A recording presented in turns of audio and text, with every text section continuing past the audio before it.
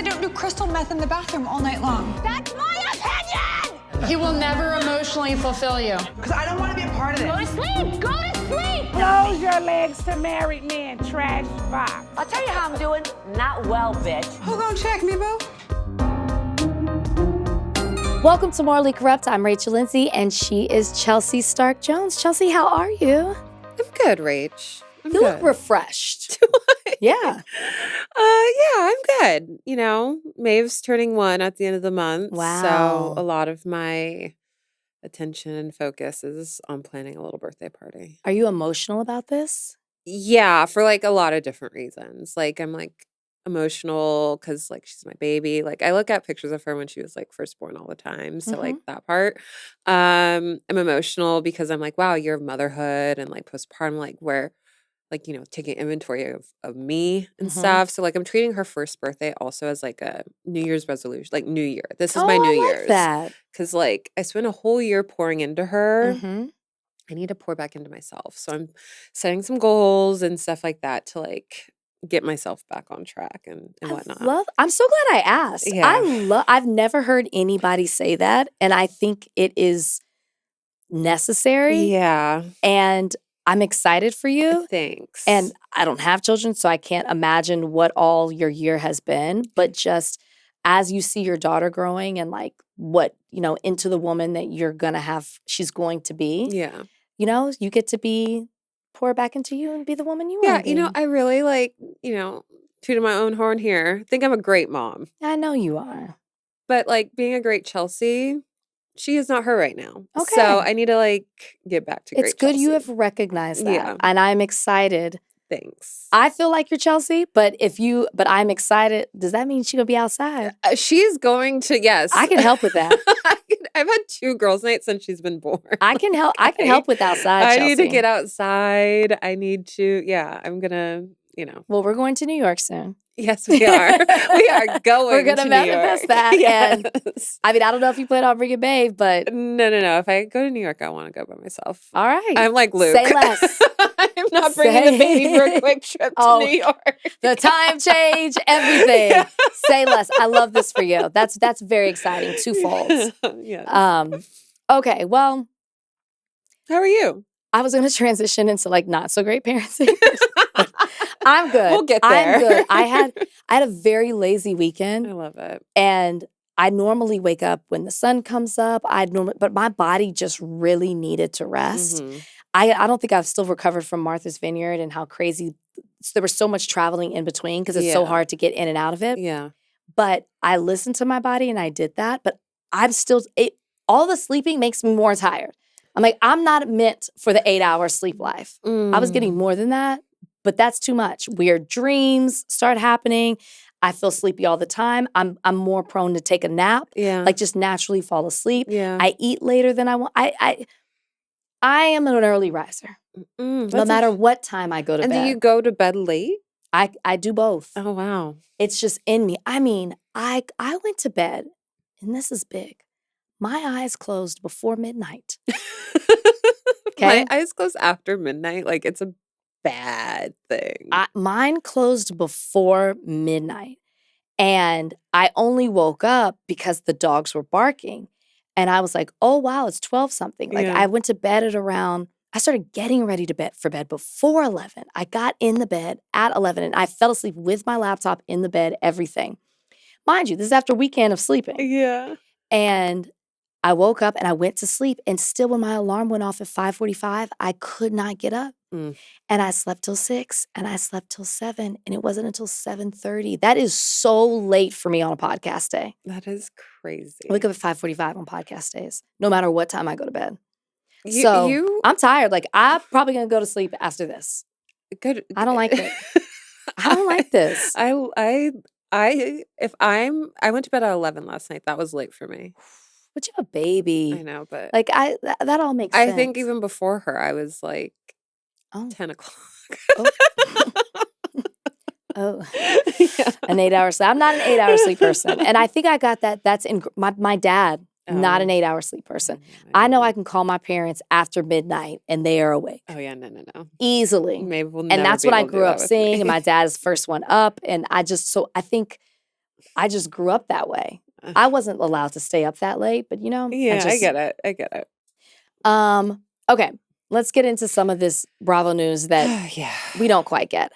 I'm going to say right now, I am tired of the Jax Brittany saga. Yeah, it's not fun. It's not fun. This is the darkness that we felt last season in watching it, and we're so happy. I know a different level of darkness is upon us this current season, but we were so excited to move past that and leave this behind. And now with this whole affairs thing, it's really because the divorce has been going on, and we still weren't having this drama. Now I'm sure behind closed doors they've been at it, but we have not been privy to it. And this whole scandal, if you want to call it that, I don't want to give them too much credit, like they're going to get some type of reality fame off of this, but it's brought their relationship back into the spotlight. And that means Jax, I feel like, is taking advantage of this newfound attention and is dragging it on much farther than it should be going. So in his recent desire for attention, he is ranting on Instagram, and he put up a post and he captioned it, "In no way." I love that there's a parentheses of how it was supposed to be spelled. Like, I mean, we all make edits, but we all make mistakes in typos, but this was not, I don't think this was a typo. No, he thought, so he spelled it K-N-O in no way, but we all know grammatically it's N-O. Yeah, but we don't think it's a typo. No, we don't think so. In no way am I justifying my past behavior, but after listening to today's podcast, I have had enough and hit my breaking point of false narratives. What am I supposed to do as a father? Now, is he referring to Brittany's podcast? Yes. Why are you listening? And also, just what are you supposed to do as a father? Shut the fuck up. Yeah, just like, be or a deal father. with her. Or how about it? But like, why are you listening for? We had a conversation about this on Higher Learning today. When you're listening, you need to listen to what somebody's saying and not for like what you think they're going to say or with your own emotions or to challenge or critique it. He is listening to this so he can combat it. Yeah.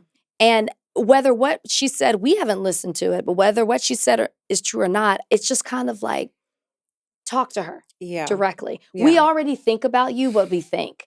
Her podcast, I didn't even have to listen to it, and my mind has not swayed. No. It is what it is at this point with you, and you making these posts don't make it better. Yeah, and it has nothing to do with what Brittany has to say. Like, we have 10 plus years of history of you on television being a compulsive, crazy liar. So you have not done anything to invite those memories for all of us. He basically, I thought this was fake. I saw this on Twitter. A Bravo account posted it. I was going to send it to the group chat and say, like, this is fake, right? Because it was just an email slide carousel that he sent to Brittany, apparently, that he quickly deleted, I guess. But, he posts it, everyone screenshots it and circulates it. Where he basically is trying to say that Brittany is not a good mother, that she was not proactive in helping Cruz with his autism and getting his screenings and getting him into the proper schooling and education and all this stuff, and that he is the one that has been taking initiative, that he's the one that's been doing the research, that he's the one that, is responding to the doctors and Brittany doesn't all these things. And it is so... I think I just read the first 2 slides. I don't know how many there were, but it was a very long thing. So in part, it's like, wow, you really sat down and angrily wrote this all out to Brittany. I'm scared for her because the tone in which he was talking to her through these emails was really manic and crazy. But also to then post it on your public platform on Instagram, which is going to be circulated all over the place. I feel so bad for Cruz. I'm not it sucks for Brittany that she is in this horrible relationship with this monster and going through this divorce and has to deal with him. And also, I'm sure she is at fault for some things. None of us are perfect. But I feel so badly for Cruz that one day he's going to grow up and have to deal with the fact that his parents made so much of his life and something that is as difficult as his autism diagnosis so public and as a tool to like fight with one another. And I've like I've been very private with Maeve on social media. I don't post her face. I don't like to share too much about like her goings on and stuff like that. And I don't have that large of a platform, but I just like know how evil the internet could be and like what a monster this world could be. And so the fact that he has to deal with that at some point in his life is just so frustrating. And I even think about like a lot of the young kids on Bravo, like Emily Simpson and what she's talking about with her son. And I understand there's an aspect of like this could be helping someone else, but then like at what detriment like to your child? I think I was listening to like an interview with Jenny McCarthy, and she was talking about how she at times had felt guilty for using her son as like an advocate for autism when he was younger, because now she's another as conversation. as an adult, he no longer wants to be identified as like the autism kid and stuff like that. And so it's like, yeah, like I could see where you think you're doing something right by like being an advocate for it, but I feel horribly for Cruz. And what you're supposed to do as a father is protect your son. And if Brittany is going on her podcast and lying, like let her lie if that means like the truth and your reality is Cruz's safety and protection and he's getting what he needs. I don't like, you said this is not fun. Like, him dating Lori Kay is messy and salacious and whatever. You talking about your son in this way so publicly, like this is not okay for him. Yeah, no, I agree with you. And I would go on to say that we haven't listened to Brittany's podcast, but if she is talking about Jax as a father or like saying stuff about the father of her child, I would say the same thing. Like deal with it privately. At this point, we don't need to be privy to it. We've seen so much back and forth with you guys. We don't need any more. This isn't like Bravo News, I'm dying to know or care to know at all. So I would give her the same advice. Don't give him any attention. You don't need to be telling people what's going on with Jax. I don't even think she needs to defend herself. I think, him saying, oh, she's keeping me from getting work. No, I think Jax does bad all by himself. I don't think anyone wants to work with you because of your behavior like this. Like, you're not brand safe. No, you're bad. Like, there's a lot of like clauses within it that I think that would be hard for a brand to trust that you wouldn't violate. I just think that you yourself are a representative as to why your career has taken the turn it has. And I just think that Brittany feeding into that, like I'm not rushing to her podcast to hear her talk about the ins and outs of her relationship with Jack or his relationship with Cruz. So I think they both need to just shut it down. They need to stop. And they need to stop responding to each other. And to add to that, because Zach came to Brittany's defense on Threads, I don't think the friends should be saying anything either. I don't think Brittany needs Zach to come on and say everything that Jack stated is a lie. We know he's delusional at times. Like, you are Brittany's friend. That's great. We know you have her back. Love that you want to defend her, but it's adding fuel to the fire. It just adds to it, silence is the best thing. When somebody is attacking you publicly, they're doing it because they want the attention. And the best thing that you could do is not feed into that and give them the attention that they are so craving so they can keep the narrative going. They can keep the story going because, to be honest, it's probably all they have. What else are we interested in? Not that we're interested in this, but like what else is Jax going to talk about? Nothing. And I think to your point, like, he is excited that this Lori Kay stuff came out because now he's relevant again in his eyes and he's doing whatever he can. He posted it. He deletes it. He's poking the bear. Zach responds. I think he responded to Zach's comment. So he's like, I think even Brittany responded and deleted it. So it's just, you're feeding into what he wants. And it's really disappointing that all of this is at the expense of their son. Exactly. Like, it's not beneficial to him. Exactly. Let these people talk to themselves. How stupid would you feel if you sent 10 tweets out about somebody and they don't even respond? I mean, I would feel pretty dumb. You're on social media talking to yourself. Like, you're in an echo chamber. Like, come on. Go touch grass. Yeah. I could not imagine only living in the space of social media and my comment section. And thinking that the people online define you or like they're really co-signing you and liking it. Like that's boosting up your point, your argument. Yeah. No. Now what else get is going outside. on? We'll get to that in a second. The Valley. We do a little segment on here for the comment sections when we have some Bravo celebrities pop in and out. Now, we kind of covered this mostly on Friday when we talked about part 2 of the Valley reunion, but Jasmine Goode was in the comments and she explained herself following the reunion. She said that I'm not denying how serious postpartum depression can be. I understand that it can completely change someone. I'm talking about specific behavior and how you treat other people. Being sleep deprived doesn't excuse getting drunk and being inappropriate. That's what I was trying to speak on, which tried to put words to that and, kind of explain that I think that she just got lost in it on our Friday episode. But did you write that on the post? Yeah, I commented it. It was penned when so Chelsea wrote. Go ahead, read it in your own words. I said I really cringed at her interjection. Do you feel differently now? Do you still feel the same way hearing her explain this? Yes and no. I get being a parent does not excuse you potentially being an asshole. Like, I completely understand that.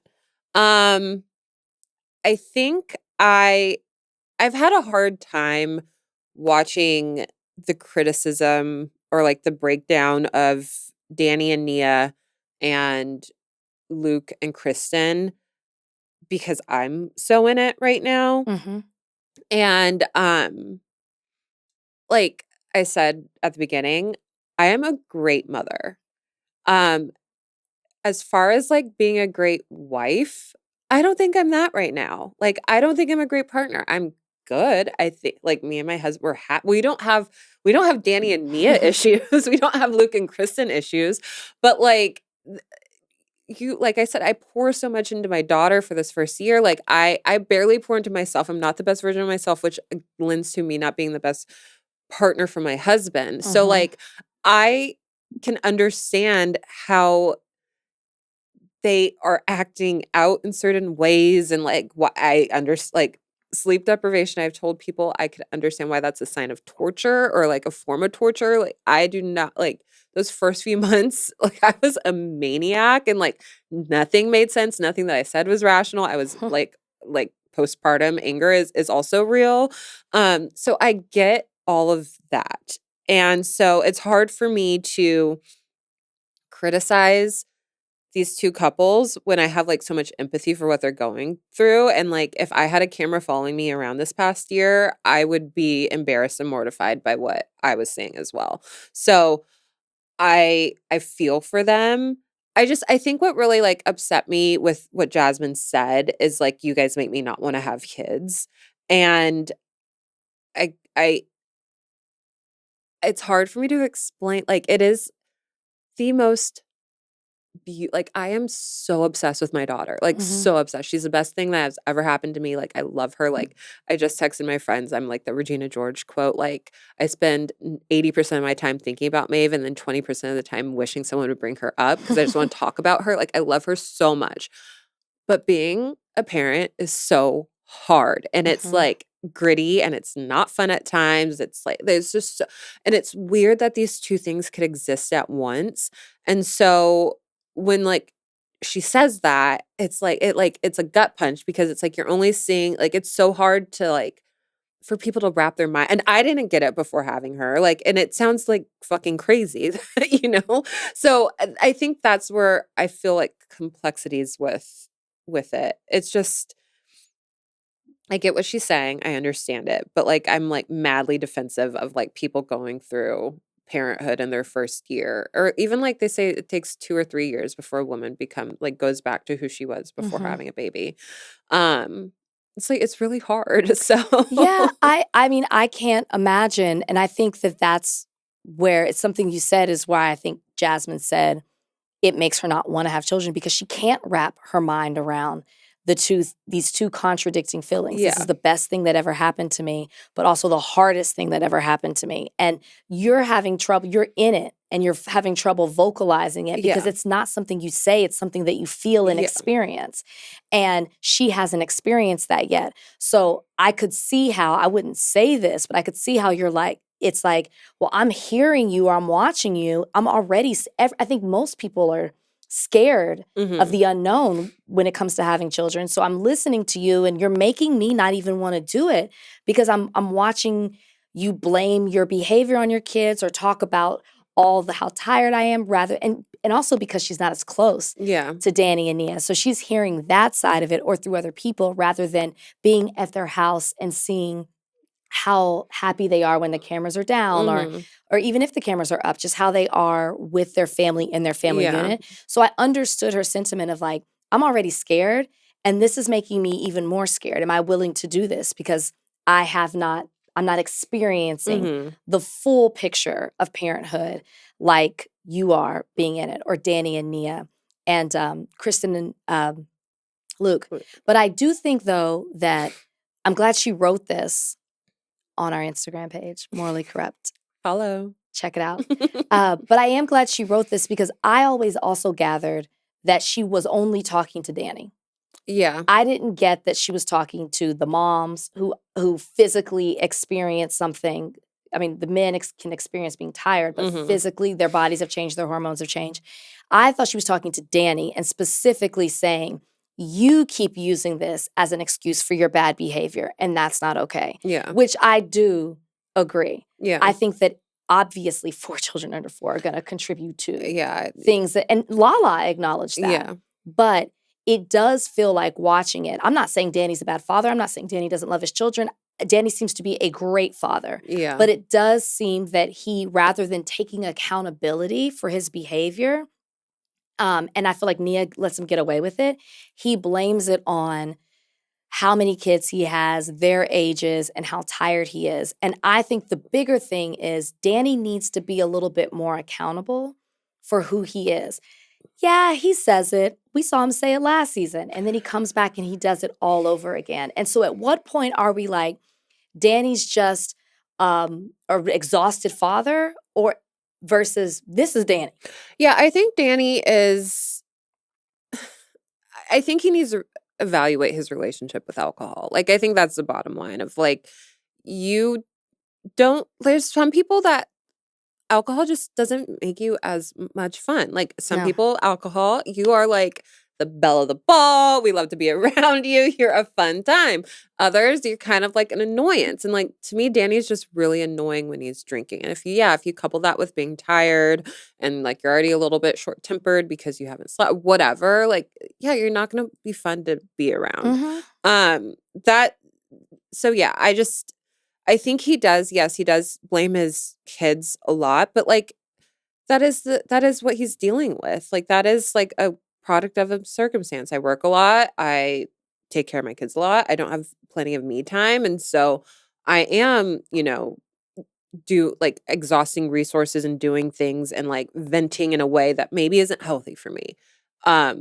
Which he isn't fully saying. But yeah, I do think that those things are contributing factors to how he is, and maybe that's not fair, but I just have a hard time like beating down on them right now just because I feel if my life was being documented, like people would be beating down on me. And it's like I can admit I am not the best version of myself right now. Yeah. I'm the best mother possible, but I am just like I stay at home. I like to be at home. I don't go out. Like when Kristen was talking about like not going out, like I said, I've only gone out twice with girlfriends this entire But do year you of feel my- like people are beating on Kristen? Because I don't.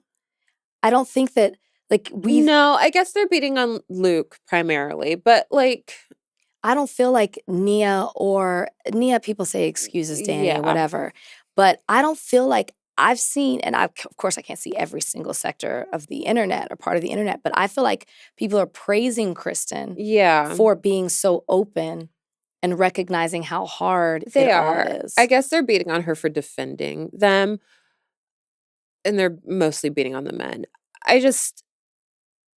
yeah, I don't know. I don't want to be like a man defender in this space of like postpartum life, but I do think like also it is like it is a difficult stage of marriage. It is like Oh, you're I can't bringing even a whole imagine. new person into the world. You guys lose complete track of yourselves and who you were before then and stuff. Like I get memories of photos of me and Dustin before having the baby. I'm like, oh my God, we were fun. We did this, we did that. Like, and I appreciate my husband because he does make it a priority that we go on dates and we do these things. But like there are things in his life that aren't the same anymore and Sure. stuff like that. So is I don't want to, compete with him because I would win every time.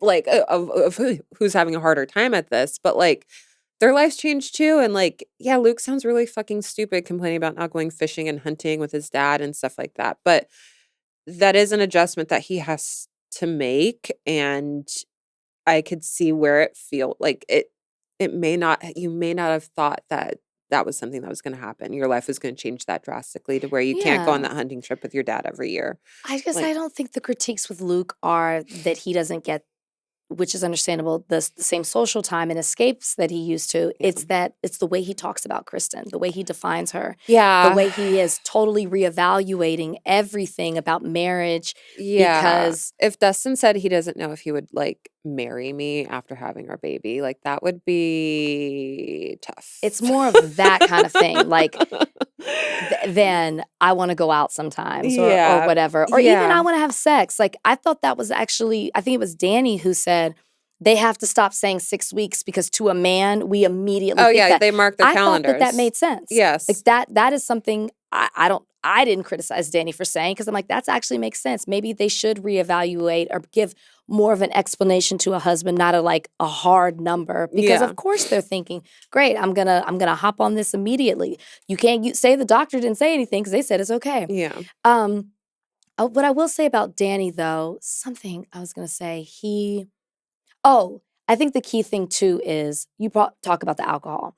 Like people drink alcohol for various reasons, but it feels like it's an escape for Danny. Yeah, it's a numbing And as he's mechanism. escaping, baby, how he feels, he is acting a certain way through those feelings and it's impacting other people. And that's really what it comes down to. Mhm. It's one thing to say, I'm so exhausted, I'm so tired or whatever. But then when your alcohol makes you, brings out other emotions that you're feeling, you're Mhm. frustrated, you're You're I don't know, snippy, you're angry, short, you're yeah. snippy, you're short. And alcohol only enhances those feelings what's already going on. That's when it becomes Yeah. problematic. So I think you hit the nail on the head when you're like, it's the coupling that with the alcohol. Yeah. And then not taking as much responsibility for that. Yeah. Lala, I think being sober we praise Lala for being on this season when, at least initially, I did not want her on. I didn't either, yeah. But I think her being sober, we don't talk about that enough, has also been really beneficial. And I think at the reunion, Danny's hearing her. It's one thing when she's like, I don't like the way you talk to your wife, but she's like, I've been where you are. And it's part of the reason, that I'm sober today. I Yeah. didn't like who I was. I didn't like, and so I think that she can talk to him in a way that nobody else on the couch can. And that's Yeah. been really impactful. I will say, I think Lala is a rare sober person to where she doesn't use her being sober as like a tool against you. Like, at least not that I can remember. No, it's not her personality. yeah, 'cause which she's I got really it without I it. appreciate. She could be around people that are drunk and like not make it a thing and stuff like that. Like, so when she does say stuff like that, I actually like take it like it holds weight to me because I know she's not using it as like a superiority thing, Mhm. and she genuinely feels that way. Yeah, I don't think that Danny sees his drinking as a problem, and I think that overall is the bigger issue. Yeah. He doesn't see it as an issue. He I don't thinks he think. has it under control. He does. He does. And that's And I don't think so. a problem. Yeah. No, I don't think he does either, which is why we are talking about this in season 2 and season 3. Yeah. And I feel like he started to I was thinking back, season 1, Jax was awful, Jesse was awful. And I think we kind of liked Danny. And I was remembering a conversation that he had with maybe Nia on the porch in Big Bear or something like that.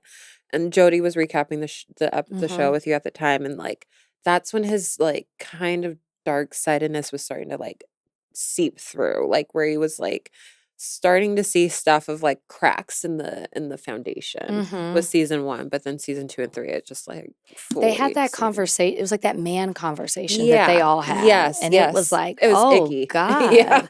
Like the manosphere in full effect. Like Yeah. it just all, it was like, oh, is this what they think? Yeah.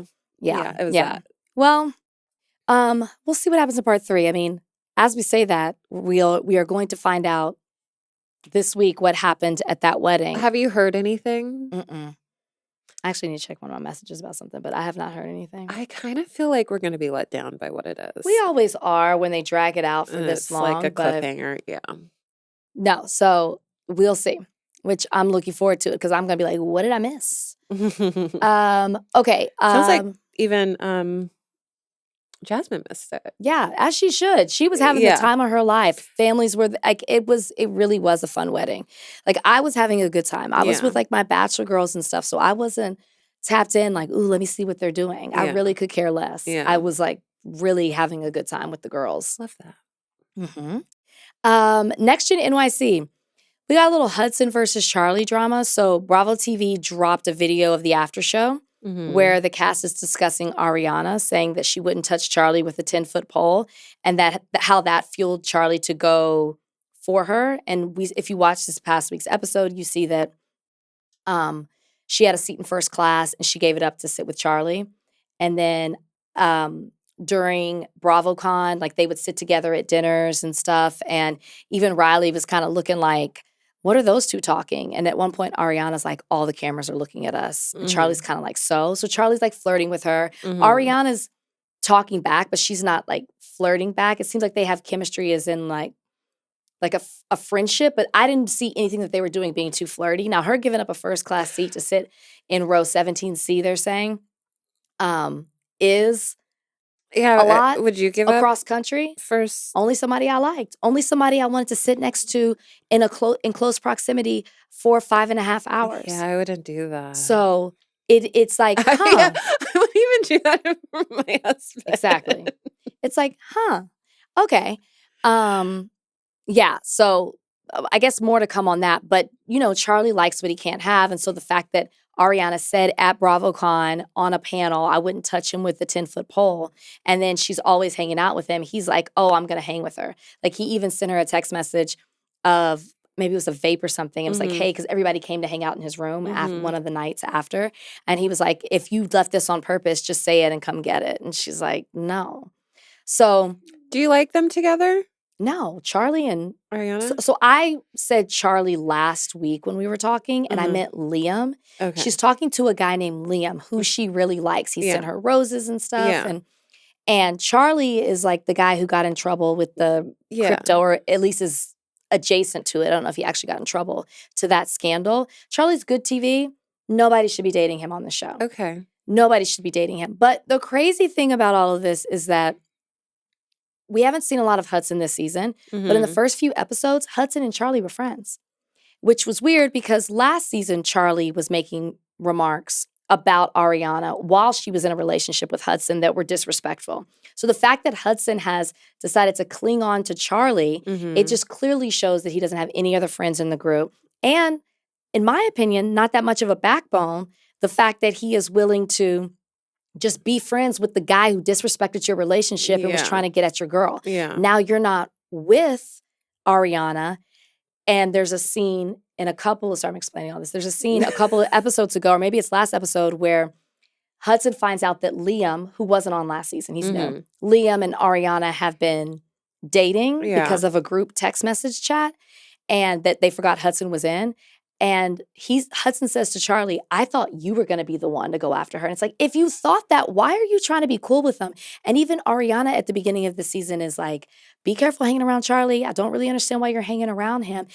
It's a little pathetic. Yeah. And if I was Ariana, I'd be icked out by that. You wanting to hang out with this guy. It just feels very desperate and like Charlie's manipulating you a little bit.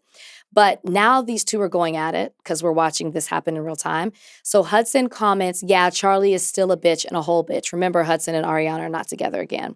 And then Charlie responded, So big and bad behind your phone. Where is this energy in person? With a laughing emoji. 4 more episodes, we'll see who the bitch is.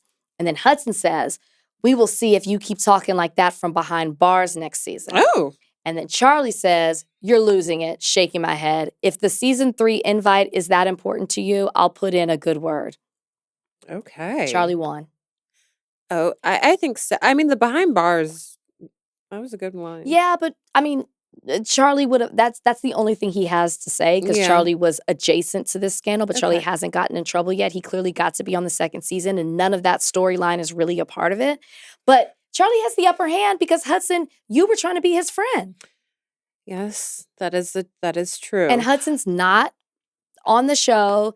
Charlie is a lot of the storyline. So Charlie would definitely get a season 3. He's good TV. Hudson's really not. This isn't really his thing. Did they have a reunion last season for their first season? No, right? Do you think they're a show that needs a reunion? Yes. Okay. I wanted them to have one last time. Okay. But it says, I think Charlie's line saying, if the season 3 invite is that important to you, I'll put in a good word. Like he knows he has the upper hand. Mm-hmm. And that means he gets to film with your ex-girl that you still want and be closer to her than you get to be. And that's like a jab in the That is. Charlie kind of wins here. Hudson, and now that they were together and then they're not together, it's clear that Hudson wants to still be together and Ariana's trying to find her independence and all of it. And Charlie's taking advantage of that. And Hudson kind of put him in the position to be able to do it by cozying up to him this season. Sad. Hudson, I think we have to move on. Sad. Sad. In other news, Beverly Hills, the production has begun on season 16. Dorit's been spotted filming. Oh, on the same day from TMZ, a hearing was held on PK's emergency motion to list the home Dorit is living in. The court agreed with Dorit's side, saying there's no emergency. So that was all captured, it sounds like, for the filming. That's interesting. And yeah. I saw that Bose was flying to Ghana for her wedding. Yeah, some producer posted something about heading out there. And so that's supposed to be a part of filming, which will be really interesting. And I think cool to see the whole culture because she's a citizen there now. But I mean, both of those bits of information, excited to see on camera.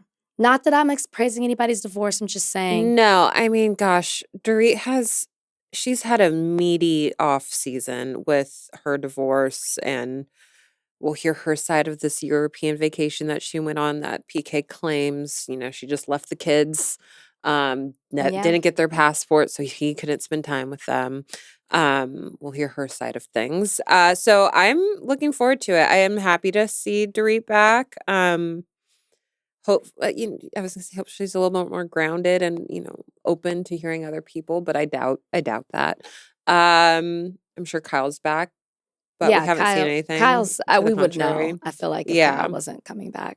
Feel like everyone except for Amanda, right? I think so. I mean, maybe there's a new girl, but I think there's a new girl. Yeah.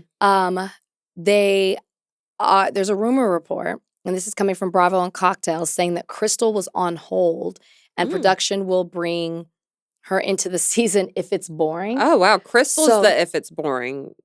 I'm a fan of Crystal coming back. Okay. I was saying this off mic that I think Crystal having the podcast with Cynthia, we've seen her be spicy on the carpet at BravoCon with her comments to Jeff Lewis. It feels like she's just putting it out there. She said other stuff on the podcast that's been picked up. And I like what seems to be an activated Crystal. She was always opinionated before though too. And so I would enjoy seeing her and that energy on the show. Yeah. Maybe one of the new people is one of the 14 friends that she lost. Who knows? Yeah. I think because Crystal, she's married. We don't really have a lot of that on this season. No, she would be the other only than Bose who's getting married, yeah. So she's married, successful couple, doesn't really need all of it, but is still tapped in with her pop culture podcast that covers all of this kind of stuff. So I am for it. Now, as I'm reading this though, I'm scared to say I want her because if she shows up, allegedly that means because the season is boring. And that's not something to look forward to. That is not something to look forward to. I feel like the California franchises, OC and Beverly Hills, are probably the least like entertaining franchises amongst the group. Yeah, if it's because she's boring, like I wouldn't want to be Crystal if like I'm coming in because it's boring. Like I have to spice things up. It's like, oh, I think that's great for her. I know, but then it I'm feels the like one. extra pressure. But like think Now of I the have to perform. Think of it. She's gonna feel like, oh, they needed me. Oh, you girls were boring. I'm the one who's gonna bring some life into this. Yeah. They have that much confidence that allegedly, right? This is all alleged. That I'm the one who's gonna spruce it Ruffle up. the I think feathers. that's if you're gonna come back with that kind of I guess like energy. Crystal is similar to Amanda Francis in that way of just her presence irritated the women. Mm-hmm. And like, I don't know who she's friends with outside of Sutton. Yes, Sutton. She's friends with Sutton? Yeah, her and Sutton were friends. They like became friends. After their beef? After their beef. Okay. Yeah. They became friends. But I don't think she gets along well with Dorit. Her and Kyle always had like a tiff with one another. So if those are the two people that like she could ruffle their feathers, I'm in for it.